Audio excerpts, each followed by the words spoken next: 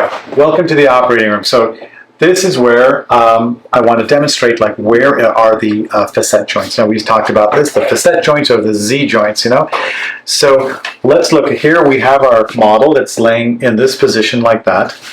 And the facet joint, remember we talked about where that's located? The joint is located here, but we're not going to the joint. Instead, we're going to go to the nerve that goes to the joint. We call that the medial branch. Now, where is that medial branch here? Well, if here's the transverse process, we're going to look at this here. This is the transverse process. Here we have a transverse process on both sides. And here we have the spinous process, right? The posterior spinous process. That's these. You can see the lines going down. And here you have this structure here. We call this actually the pedicle. Pedicle means foot. So we call this the pedicle. Actually, that's the strongest part of the entire bone of the vertebral column. And the space here is where we would have the disc. The disc doesn't show up on X-ray, it's a space. So here's where the disc would be. The transverse process, the posterior spinous process is down here. And along this area, you don't have to remember this, the superior articular process and the inferior articular process, it forms the joint. So the joint is really right about here, okay, right about here. Now, we're going to go for the medial branch. Now, the medial branch sits right in this groove. Remember we talked about that? It sits right in this groove right here. Now, one of the easy ways to go after this joint is what we call, my favorite, is the Scotty dog. And I'll show you what that looks like in a minute. But for now, let's square this off and I'll show you with the Scotty dog. We're going to roll the camera. A little more. Perfect. Now let's take a picture there. Okay, and let's roll just a touch more. Okay, this is perfect. Do you have a pen? Yeah. And an alcohol swab. So where is the medial branch? Here, we're going to have to cut that a little bit. Okay, so I'm going to go back.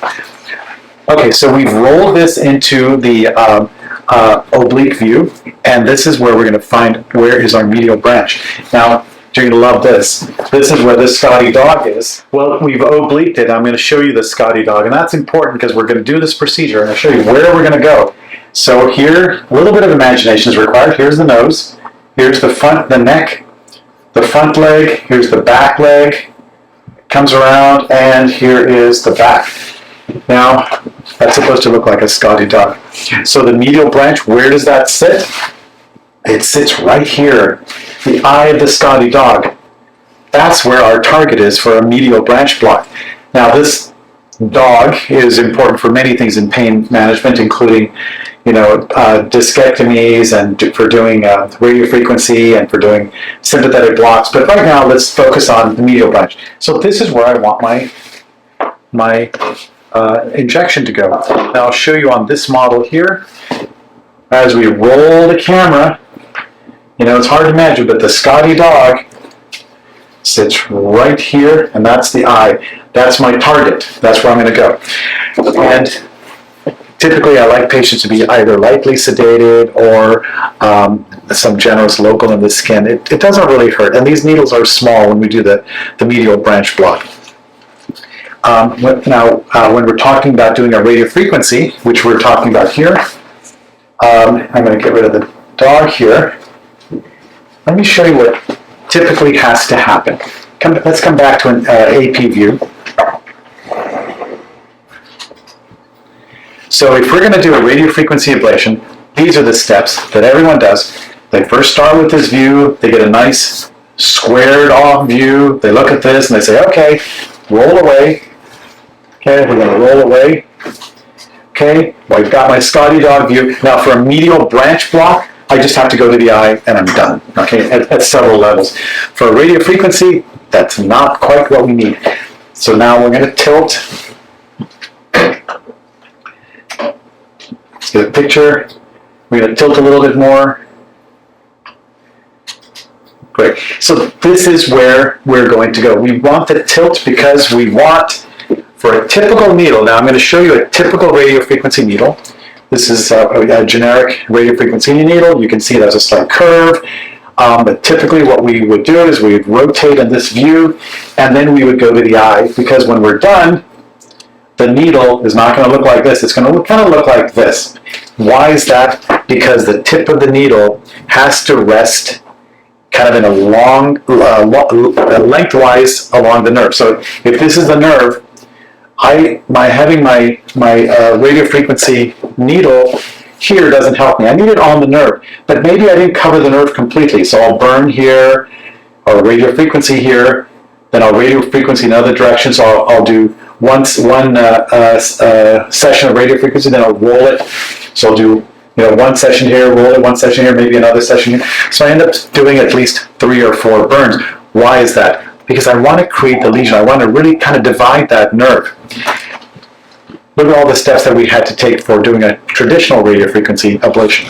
Now let's reset the clock and let's try something different.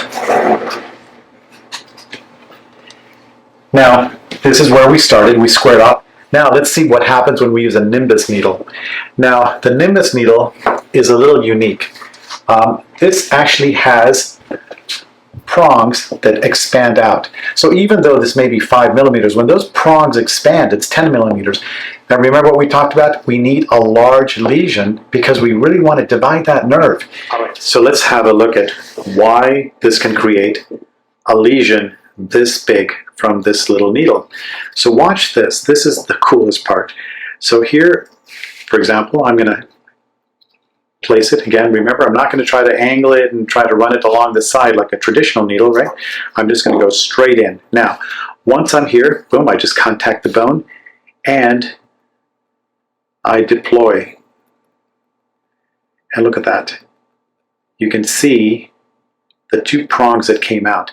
Now, look at the surface area of that. So we're going to have radiofrequency lesioning current along that whole entire part. Here's where we would have the disc. The disc doesn't show up on X-ray, it's a space. So here's where the disc would be. The transverse process, the posterior spinous process is down here.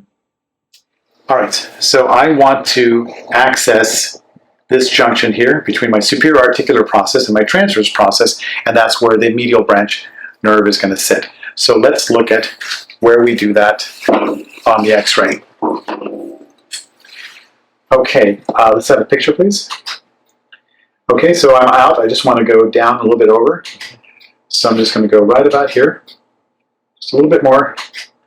Okay, now that is where the nerve sits. So remember, before we discussed that to do this with a traditional radiofrequency needle, we need to angle and we need to tilt down.